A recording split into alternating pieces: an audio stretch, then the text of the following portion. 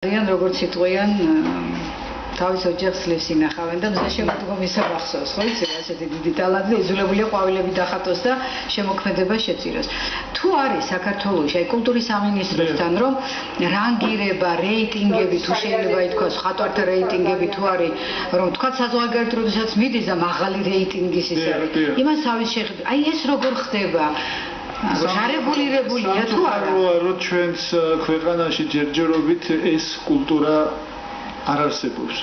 ანუ ევროპაში ცოტა წარმატებულ ხატვარს თავისი ჩვენი გაგებით მენეჯერი ქვია, მაგრამ ისე არტ დილერი ქვია, ყავს და ხატვარი არ უნდა იყოს დაკავებული იმით, თუნდაც მე დღეს დავუშვათ ზუგდიდი რომ თავაზობს გამოფენას, როგორ ჩავასხა საწვავი, როგორ დავბეჭდო მოსაწვევი, მაშინ მე როდის ვიმუშაო, ხო, აქეთ ოჯახია და ხატვარი მხოლოდ უნდა თავის ემოციებში უნდა იხარშებოდეს და თავის სახელოსნოში უნდა მუშაობდეს.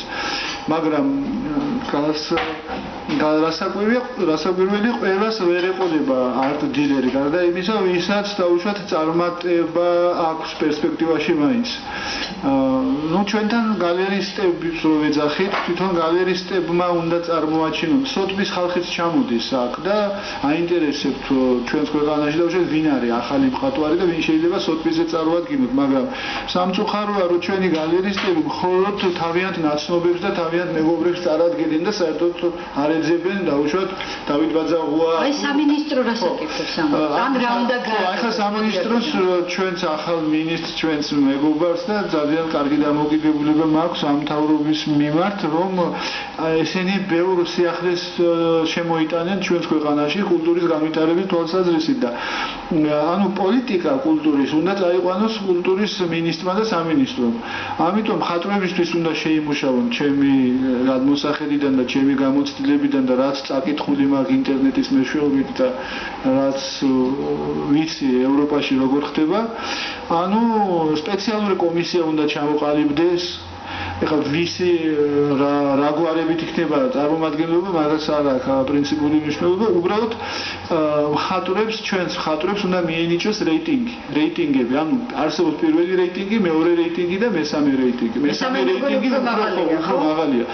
და შესაბამისად უკვე ამათი სახელი და გვარები ეწოდინება როგორც ქართულ საზოგადოებას, ასევე ევროპასაც, რომ დავუშვათ დღეს მე ლონდონიდან რომ მომივიდა წერილი და მოწვევა, იმათმა მითხრეს art.gov-ზე გიპოვეთო. art.gov არის კულტურისა და საქართველოს ეროვნული მუზეუმის მიერ შექმნილი ვებგვერდი, სადაც ყველა ქართველი მხატვარი განათავსეს იქ, მაგრამ ხა იქ უკვე უკაცრავად ჩაყრილია მხატვრები.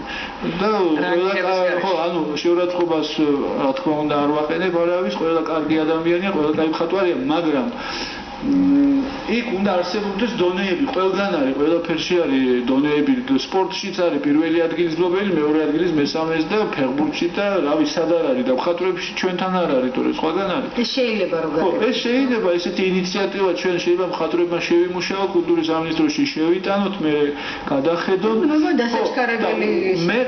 მე კიდევ ერთ რაღაცას ვიტყვი, კარგი იქნება თუ კულტურის სამინისტრო სახელმწიფო დონეზე სპეციალურ ფონდს გამოყოფენ, რომ ყველა ნამუშევარი საზღვარგარეთ არ უნდა წავიდეს. ეხლა ჩემი სურათები ძალიან დაბალ ფასებში, მაგრამ იყიდება და სამწუხაროა რომ საუკეთესო სურათები მოდის ამერიკელი, ვიღაცა ნახავს საუკეთესოს მიდევს 300 სურათი, იმ საუკეთესოს დაავლებს და მიაქვს. სულ გააქვს და რატომ ჩვენი საუკეთესო სურათები ქართველი მხატვრები ჩვენ ქვეყანაში უნდა რჩებოდეს? ამიტომ კულტურის სამინისტროს სპეციალური ფონდი უნდა შექმნას, ამ ფონდის მეშვეობით წელიწადში 100 სურათი იქნება, 200 სურათი უნდა იყოს შეძენილი და საცავში წაღებული და ზუსტად ეს რეიტინგი განსაზღვრავს იმ ფასებს, რამდენი უნდა გადაუხადოს სახელმწიფო ხატვარს, მაგრამ ეხლა რა ხდება? ხატვრის ოჯახს კი არ არჩევს, საკუთარ სახელმწიფოს უტოვებს ქონებას ისევ სახელმწიფო. მოდი ასე უნდა შევხედოთ. ის ხვალდაზე მილიონები იღირება და მერე სახელმწიფოს ექნება სწორი პოზიცია ამ ხატვრებთან და სურათებთან დაკავშირებით. ეხლა გავდონოთ, თქვენთან თხოვნაც გვაქვს ამ დროს ძალიან ყოჩაღი, სულ ამოს